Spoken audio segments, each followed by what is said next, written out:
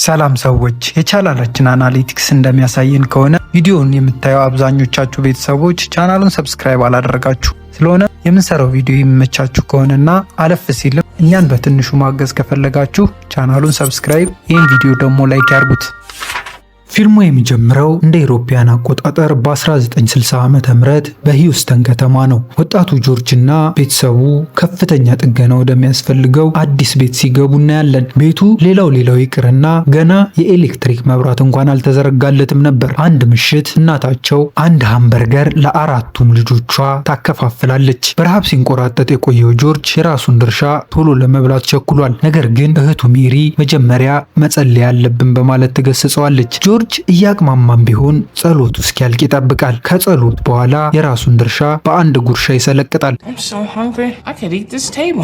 ሁሌም ጥሩ ጎኑ ብቻ የሚታያት ሜሪ የወንድሟ ረሃብ እንዳልበረደለት ተረድታ በደግነት የራሷን ድርሻ ግማሹን ትሰጠዋለች። በዚያው ምሽት እናታቸው ለጆርጅ ትምህርት ቤት ውስጥ ሌላ ተጨማሪ ዓመት መድገም እንደሌለበትና ያ ከሆነ ከጓደኞቹ ጋር እኩል ለመሄድ በጣም እንደሚከብደው አጥብቃ ትነግረዋለች። ትምህርት ቤት ውስጥ ከጸብ እንዲርቅም ትማጸነዋለች። በማግስቱ ትምህርት ቤት ውስጥ ጆርጅ ባለው አለባበስ ምክንያት የሌሎች ተማሪዎች ትኩረትና ትዝብት እንዲሁም ሽሙጥ ውስጥ ይወድቃል። ክፍል ውስጥ አንድ ጥያቄ ለመመለስ ይሞክራል። ነገር ግን አስተማሪዋ በቆሸሸው ልብሱና በተቀደደው ጫማው ምክንያት ችላ ብላው በምትኩ የሚያብረቀርቅ ጫማ ያደረገን ሌላ ተማሪ ትጠይቃለች። በምሳ ሰዓት የክፍል ጓደኞቹ የተቋጠረላቸውን ምሳ ሲበሉ ጆርጅ ግን ምንም የሚበላው ነገር ሳይኖረው ብቻውን ተቀምጦ ይቆዝማል። ከልጆቹ አንዱ አንዲት ቁራሽ ዳቦ እንኳን መግዛት ባለመቻሉ ያሾፍበትና እንደ ውሻ ሊያዋርደው ይሞክራል። በንዴት የተሞላው ጆርጅ ልጁን ፊቱ ላይ በቡጢ ይነርተውና አስተማሪዋ ስትመጣ ሩጦ ያመልጣል።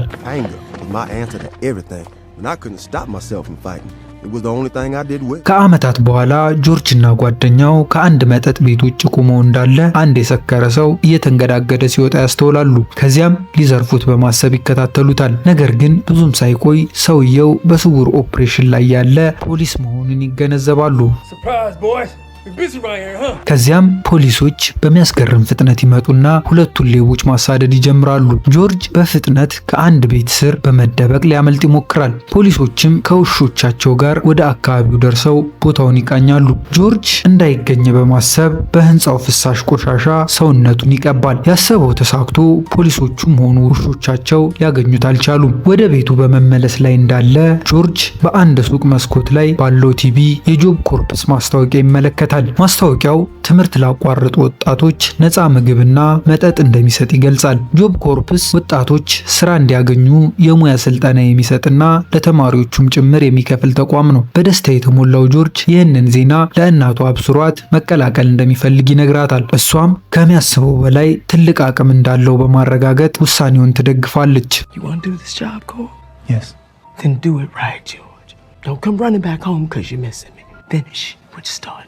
ከጥቂት ቀናት በኋላ ጆርጅ ካሊፎርኒያ ወደሚገኘው ጆብ ኮርፕስ ይደርሳል። መግቢያው ላይ አንድ ጥበቃ ህጎቹን ያስረዳዋል። ወደ ውስጥ እንደገባም ወዲያውኑ ዴዝመንድ ከተባለ ሌላ ልጅ ጋር በአልጋ ምክንያት ይጣላል። በሻንጣው ውስጥ አዲስ የኮንቨርስ ጫማና ከእናቱ የተጻፈች አጭር ደብዳቤ ያገኛል። ዴዝመንድ በቅናት ይመለከተዋል። በሌላ በኩል ደግሞ ጆርጅ በኤሌክትሪክ ሲቲ የትምህርት ክፍለ ጊዜ ሁሌም ስለሚቸገር የሌሎች ተማሪዎች መሳቂያ ሆኗል። እሱ ግን አሁንም ጥያቄዎችን በጉልበቱ መፍታት እንደለመደ በሚያሳይ መልኩ በቁጣ ይገላምጣቸዋል። በማግስቱ ጆርጅ ለማጥናት እየሞከረ ሳለ ዴዝመንድ ደግሞ ሙዚቃ ከፍቶ ያዳምጥ ነበር። የተበሳጨው ጆርጅ የሙዚቃ ማጫወቻውን ከሶኬቱ ይነቅለዋል።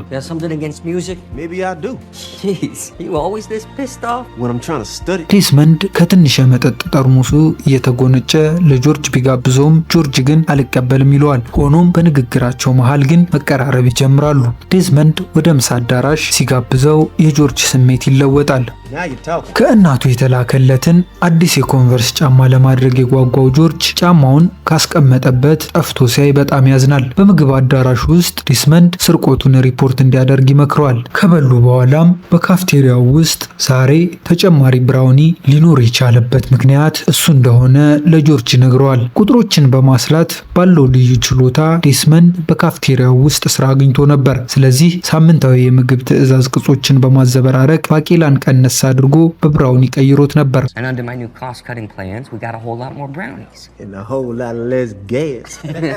ጆርጅ የተሰረቀውን የኮንቨርስ ጫማውን አድርጎ የቆመ አንድ ልጅ ይመለከታል። ልጁም ጆርጅ በቁጣ ሲያየው ተደናግጦ በመሮጥ ማደሪያ ክፍል ውስጥ ገብቶ በሩን ይቆልፋል። ወደ ኋላ ያላለው ጆርጅ በሩን ሰብሮ በመግባት ሌባውን በመስኮት ሊወረውረው ምንም አልቀረውም ነበር።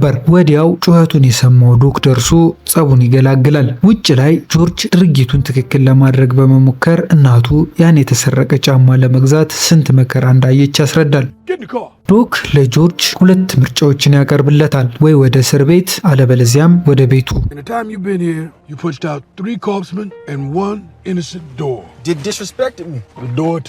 ለአውቶቡስ ቲኬት የሚሆን ገንዘብ በመስጠት ዶክ እሱን ከፕሮግራሙ ሊያባረረው ተዘጋጅቷል። ጆርጅ ግን እንዳያባረረው ዶክን ይለማመጣል። የጆርጅ ሁናቴ በጣም ያሳዘነው ዶክ ሌላ እድል ሊሰጠው ይወስንና ከዚህ በፊት የቦክስ ፍልሚያዎች አካሂዶ ያውቅ እንደሆነ ይጠይቀዋል። ጆርጅ የቀረበለትን ጥያቄ በጉጉት ተቀበለ። በማግስቱ ጂም ውስጥ ዶክ ለጆርጅ የልምምድ አጋሩን ያስተዋውቀዋል። ጆርጅ ለተጋጣሚው ቀልዶች መጥፎ ምላሽ በመስጠት ጠባጫሪነት ያሳያል። ነገር ግን ዶክ እዚህ የመጡት አንዱ ሌላውን ለመግደል እንዳልሆነ ያስታውሰዋል። ጆርጅ ወደ ሪንጉ ይገባል። በዚህ መሃል በቁጥር ስሌት ጎበዝ የሆነው ዴስመንድ ተመልካቾች ውርርድ እንዲያደርጉ ይጋብዛል።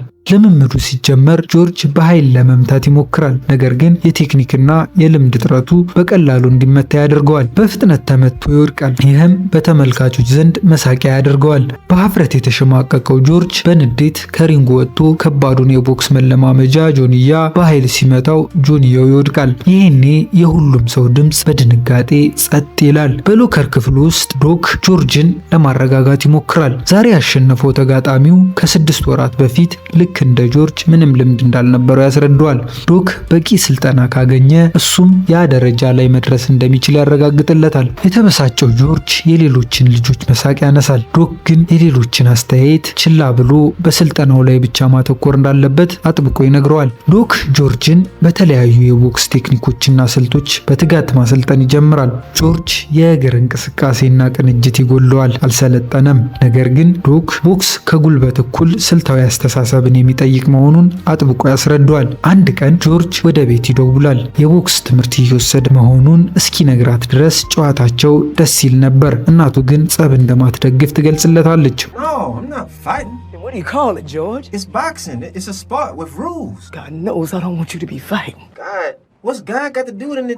የጆርጅ የስልክ ካርድ ሲያልቅ ጥሪያቸው በድንገት ይቋረጣል። ቆየት ብሎ ጆርጅ ቀድሞ ጥሎት ከነበረው ተመሳሳይ ተጋጣሚ ጋር ይፋለማል። በዚህ ጊዜ ግን ግጥሚያው በሚገርም ሁኔታ የተለየ ነበር። በሰከንዶች ውስጥ ጆርጅ ተጋጣሚውን ራሱን አስቶ ወይንም በኖካውት ይጥለዋል። ዶክም በፈጣን ለውጡ በጣም ይደነቃል። ጆርጅ ዶክን ቢሮው ውስጥ ሄዶ ያገኘዋል። ዶክ የመጀመሪያዎቹን 24 ግጥሚያዎች ያሸነፈ ፕሮፌሽናል ቦክሰኛ እንደነበርም ይረዳል። ጆርጅ ከቦክስ መጽሔት ላይ ስለ ጆ ፍሬዘር የሚያወራ ጽሑፍ ያሳየውና የዓለም ሻምፒዮን የመሆን ትልቅ ህልም እንዳለው ይነግረዋል። ዶክ በበኩሉ የጆርጅን ጉጉት ወዶታል። ቢሆንም ግን የፕሮፌሽናል ደረጃ ላይ ከመድረሱ በፊት ምን ያህል ከባድ ስልጠናዎች እንደሚያስፈልጉት በማስረዳት ጉጉቱን በልክ እንዲያደርገው ይመክረዋል። ጆርጅ ስለ ቀጣዩ ኦሎምፒክ ሲጠይቀው ዶክ ኦሎምፒኩ የሚካሄደው በሚቀጥለው ዓመት ቢሆንም እሱ ግን እስከ ቀጣዮቹ 5 ዓመታት ድረስ ለመወዳደር ዝግጁ እንደማይሆን ይነግረዋል። I'll be an old man. You got a punch like I've never seen. But even if you train harder than any man has ever trained, there is no way that you can make it to the Olympics next year. ትዕይንቱ ወደ ቀጣዩ ክፍል ይሸጋገራል። የ19 ዓመቱ ጆርጅ ለአንድ ዓመት ብቻ ሰልጥኖ የብዙ ጊዜ ቦክሲንግ ልምድ ካለው የሶቪየት ቦክሰኛ ጋር ይፋለማል። አስተያየት ሰጪዎቹ የማሸነፍ እድሉን ቢጠራጠሩም ቤተሰቡ ግን በኩራት አይናቸውን ከቲቪው ላይ ሳይነቅሉ ይመለከቱታል። በጆብ ኮርፕስ ያሉ ሁሉም ጆርጅን ይደግፋሉ። እናቱም በስፖርቱ ጸባጫሪነት ደስተኛ ባትሆንም ከልጆቿ ጋር ሆና ቴሌቪዥን ፊት ተቀምጣለች። ጆርጅ ተከታታይና ወሳኝ ወሳኝ ቡጢዎችን በማሳረፍ ያለምንም ድካም የወርቅ ሜዳሊያውን ማሸነፍ ቻለ። የእሱ ማሸነፍ ለእናቱ የተቀላቀለ ስሜትን ፈጥሮባታል። በስፖርቱ ኃይል የተሞላበት ድርጊት መሆን ብትረበሽም ጆርጅ ግን በደስታ እየፈነጠዘ የአሜሪካን ባንዲራ ከፍ አድርጎ ያውለበልባል። ወንድሞቹና እህቶቹ ወንድማቸው በዚህ በለጋ ዕድሜው የመጀመሪያውን የኦሎምፒክ የወርቅ ሜዳሊያ ማሸነፉን ማመን አቅቷቸው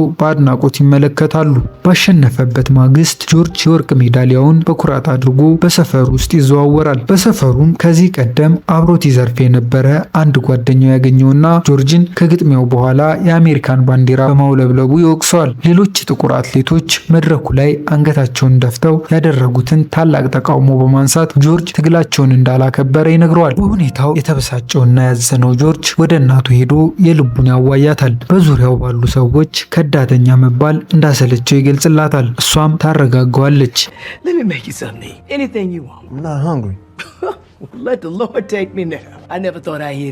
በእናቱ ድጋፍ የጠነከረው ጆርጅ የሁሉንም ሰው ክብር ለማግኘት የሻምፒዮንነት ቀበቶውን እንደሚያሸንፍ ቃል ይገባል።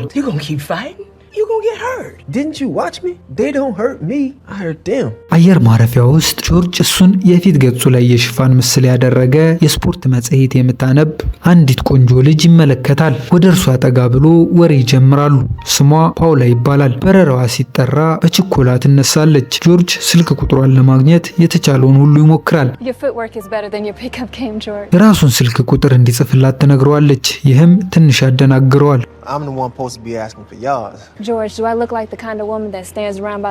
ስልክ ቁጥሩን ጽፎ ይሰጣታል። ከሄደችም በኋላ ለብቻው ያጉረመርማል። ጂም ውስጥ ዶክ ለጆርጅ አዲሶቹን ቡድኖቹን ያስተዋውቀዋል። ፕሮሞተሩ ዲክ ሳድለር እና የቀድሞ የላይት ሄቪዌት ሻምፒዮን አርኪ ሙር።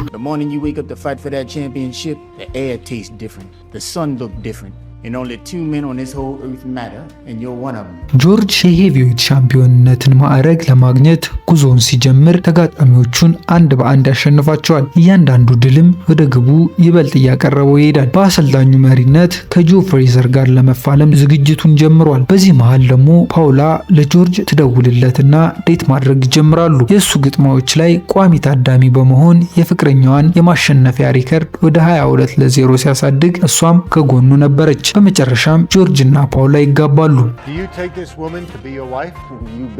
36ኛውን ድል ካስመዘገበ በኋላ አሰልጣኙ ለዋንጫ ግጥሚያ ዝግጁ መሆኑን ያሳውቃል። በጃማይካ የሚካሄደው በጆርጅ ፎሪማን እና በጆ ፍሬዘር መካከል የሚደረገው የዋንጫ ግጥሚያ የሚካሄድበት ያ ትልቅ ቀን ደርሷል። ጆርጅ የማሸነፍ ግምት አልተሰጠውም ነበር። በተለይም ፍሬዘር ከ2 ዓመታት በፊት ታላቁን የቦክስ ተፋላሚ ሙሐመድ አሊን ስላሸነፈ ጆርጅ ሊያሸንፍ ይችላል ብሎ የሚያስብ ሰው አልነበረም። ተመልካቹ ለፍሬዘር በከፍተኛ የድጋፍ ድምጽ ይጮህለታል። በመጀመሪያው ዙር ፍሬዘር ጆርጅን በከባድ የግራ ሁክ ቡጢ ቢመታውም ጆርጅ በኃይለኛ የሰውነት ምቾት ይመልስለታል። ፍሬዘር ሌላ የራሱ መለያ የሆነውን የግራ ሁክ ያሳርፍበታል። ነገር ግን ዙሩ ሊያልቅ ጥቂት ሲቀረው ጆርጅ እጅግ ከባድ የሆነ የአፐርከት ምት በመምታት ፍሬዘርን ይዘርረዋል። ደወሉ ይደወላል። ይህም ለፍሬዘር ወሳኝ የሆነ የማገገሚያ ጊዜን ይሰጠዋል። ወደ ኋላ ያለው ጆርጅ በቀጣዮቹ ዙሮች የበላይነቱን በመውሰድ ፍሬዘርን ብዙ ጊዜ ጥሏል። በመጨረሻም ዳኛው ግጥሚያውን ለማቋረጥ ይገደዳል። ሁሉንም ሰው በማስገረም ጆርጅ አዲሱ የዓለም ሄቪዌት ሻምፒዮን ተብሎ ይሰየማል። ከግጥሚያው በኋላ በተዘጋጀ ድግስ ላይ ጆርጅ በብዙ ደስታና በጋዜጠኞች ይከበባል። በዚያ ድባብ ውስጥ አንዲት ውብ ሴት በድንገት አይኑ ውስጥ ትገባለች። ዴስመንድንም አግኝቶት በቁጥር ስሌት ያለውን ችሎታ በማድነቅ የፋይናንስ አስተዳዳሪው ወይንም ማናጀሩ እንዲሆን ይጠይቀዋል። የተገረመውና ያልጠበቀው ዴስመንድ ወዲያውኑ ይስማማል። ጆርጅ መጠጥ እንዲያቆም ሲነግረውም የያዘውን መጠጥ ይደፋዋል። ቆየት ብሎ ጆርጅ ወደ ሆቴል ክፍሉ ሲመለስ ያችኑ ሴት አልጋው ላይ ያገኛታል። ግራ ቢጋባም እንድትቆይ ይፈቅድላትና አብረው ያድራሉ። ሆኖም በሚስቱ ላይ መማገጡን ሲገነዘብ የጆርጅ ስሜት ክፉኛ ይረበሻል። በማግስቱ ጠዋት ጆርጅ ሙሐመድ አሊ ሲያሾፍበት የሚያሳይ ቃለ መጠይቅ ይመለከታል። በአንድ ቡጢ ወደ መጣበት ድህነት እንደሚመልሰው ይዝትበታል። ጆርጅ በዚህ ንግግር እጅግ ይበሳጫል። ከጥቂት ወራት በኋላ ጆርጅ በቅንጦት መኖሪያ ቤቱ የቤተሰብ መሰባሰቢያ ፕሮግራም ያዘጋጃል። እያንዳንዱ መኪና የራሱ የሆነ ባህሪ እንዳለው እያስረዳ የሰበሰባቸውን መኪኖች በኩራት ለእናቱ ያሳያታል።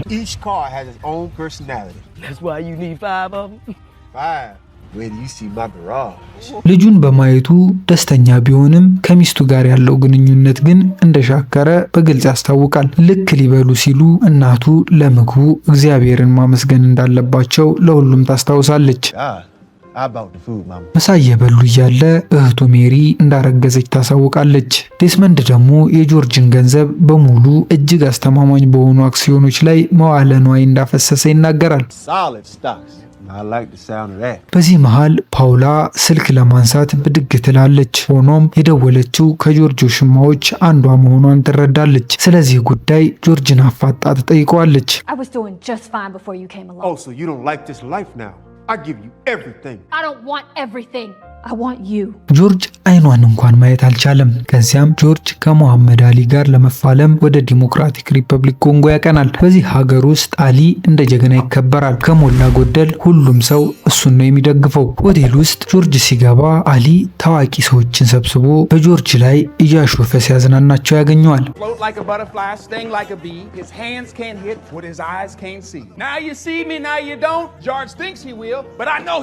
አሊ የስፖርት ጋዜጠኞች እሱን አሳንሰው በማየታቸው እንደሚጸጸቱ ይናገራል። ጆርጅ ጠጋ ሲል ተመልካቾቹ አንዳች ምላሽ ይሰጣል ብለው ጠብቀው ነበር። እሱ ግን በዝምታ ማለፍን መርጦ ይሄዳል። አሊም ተመልካቾቹን ማጽናናቱን እንዲቀጥል ይተወዋል።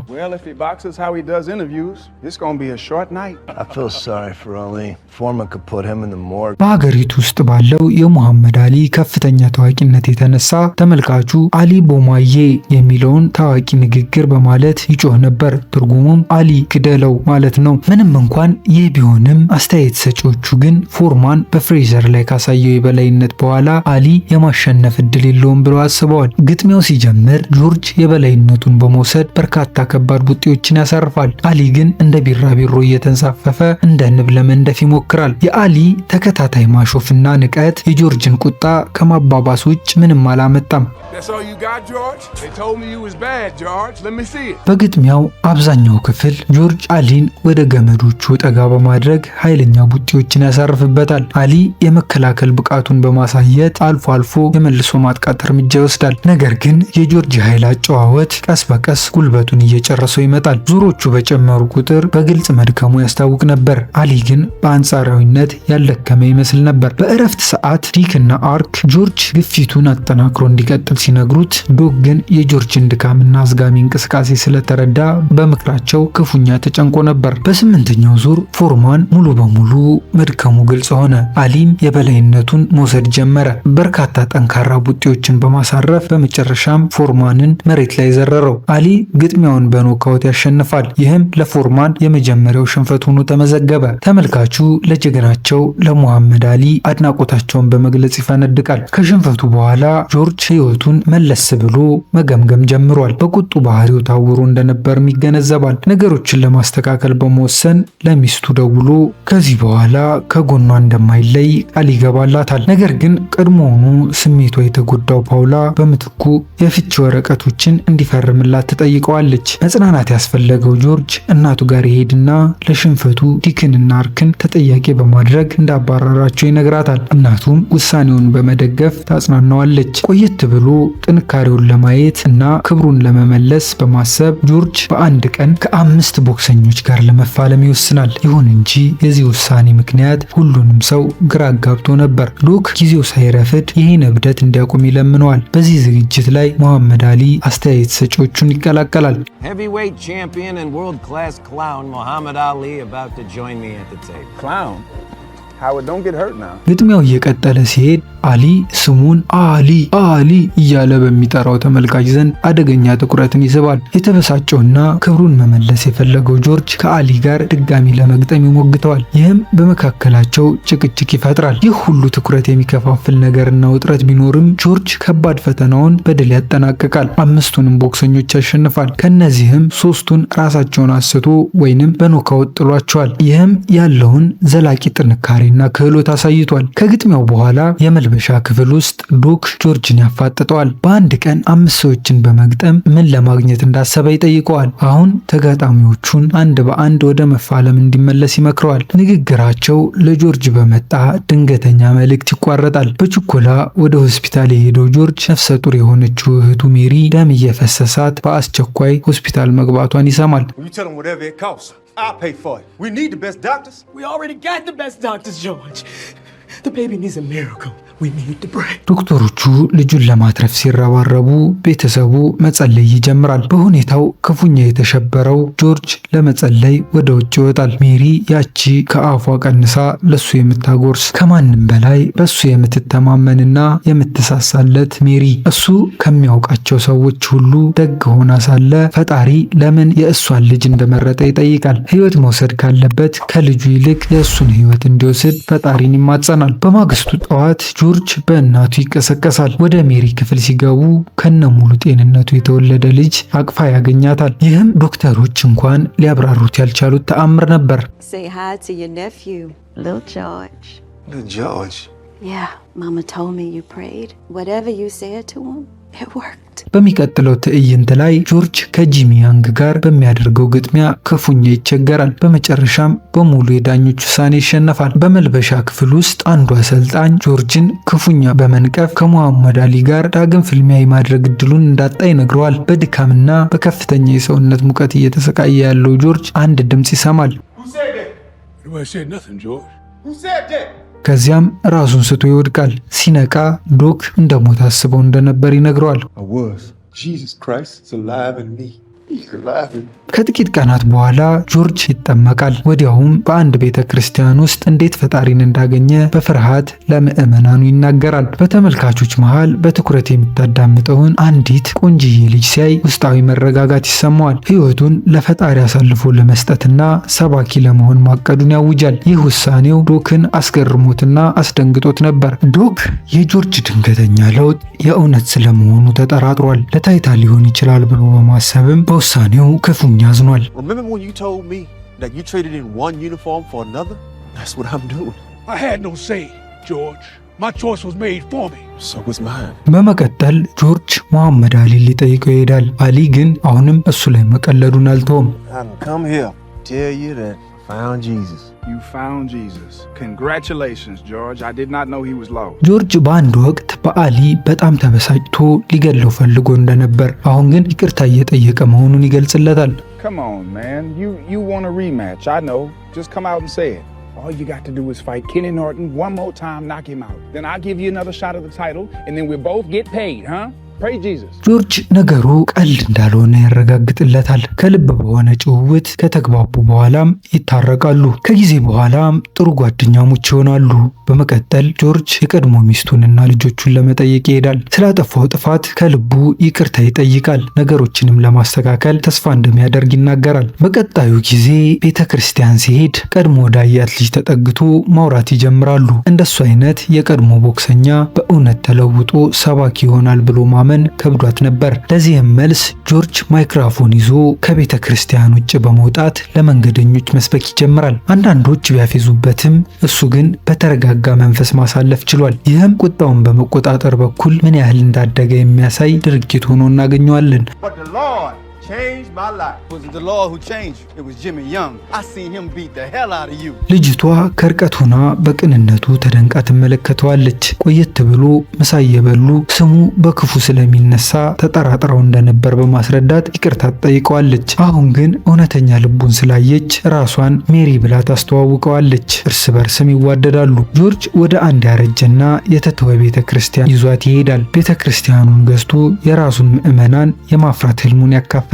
ከ7 ዓመታት በኋላ የጆርጅ ህልም እውን ይሆናል። በሚስቱ ሜሪና በልጆቹ ተደግፎ በራሱ ቤተ ክርስቲያን ውስጥ ይሰብካል። ከፕሮግራም በኋላ አንዲት ሴት የልጅ ልጇን ይዛ ወደ እሱ ትመጣለች። ልጁ መጥፎ ጓደኞች ጋር ስለዋለ ጆርጅ እንዳይሰለጥንላት ትጠይቋለች። Well, I'd sign up to train with Ali, but not the guy who lost to him.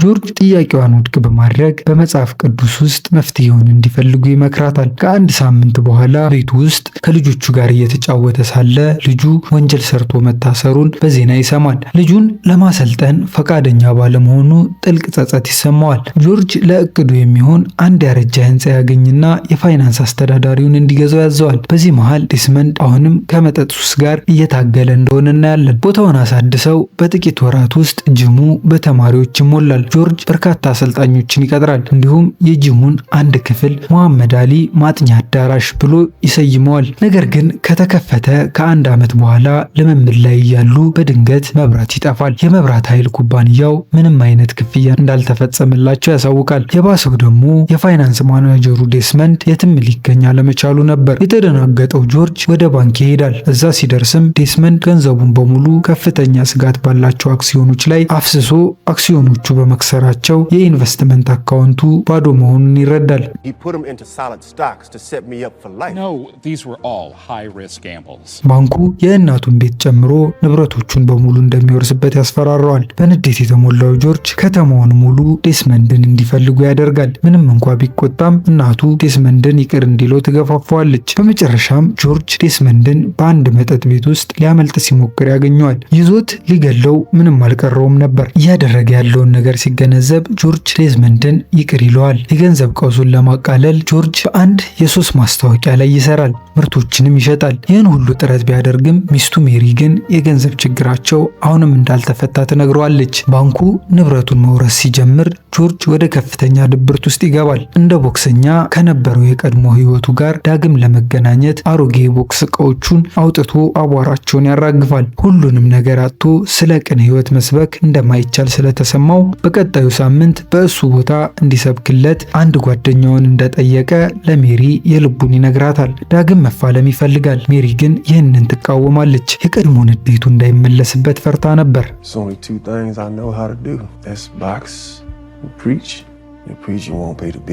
ጆርጅ ዶክን ፈልጎ በማግኘት ዳግም እንዲያሰለጥነው ይጠይቀዋል። ዶክ መጀመሪያ ላይ እምቢ ብሎ ነበር። ጆርጅ ቦክስን ሲያቆም ምን ያህል ልቡ ተሰብሮ እንደነበር ያስታውሰዋል። እንዲህ ሲልም ያስረዳዋል።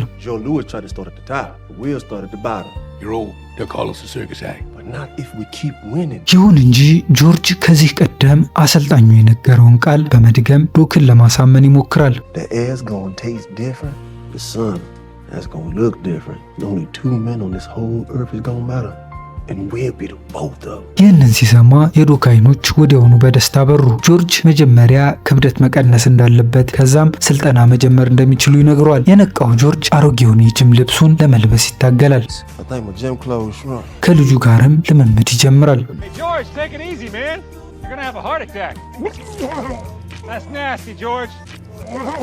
ጆርጅ በልምምድ ወቅት ክፉኛ እየተፈተነ ነው። ባልታሰበ ሁኔታ በአመጋገቡ እንዲጸና በምታግዘው በሜሪ ይደገፋል። ከወራት ልፋት በኋላ ጆርጅ በተሳካ ሁኔታ ክብደቱን ቀንሶ እና ለሙሉ ስልጠና ዝግጁ ሆኖ ወደ ዶክ ይመለሳል። በልምምድ ላይ ያለ ጆርጅ ፍጥነት ያንሰው ነበር። ከተጋጣሚው ጋር እኩል ለመጓዝም ይታገላል። ዶክ በአዲስ ቴክኒኮች አጨዋወቱን እንደሚያስተካክሉ ይነግረዋል። በሌላ በኩል ደግሞ እኩለ ሌሊት ላይ ሜሪ ከጥልቅ ህልም ትነቃለች። ጠዋት ላይ ህልም እንዳየች ለጆርጅ ትነግረዋለች። በህልሟ ጌታ አናግሯት ጆርጅ የሄቪዌይት ሻምፒዮንነቱን ዳግም ሲያሸንፍ በራእይ እንዳሳያት ትገልጽለታለች።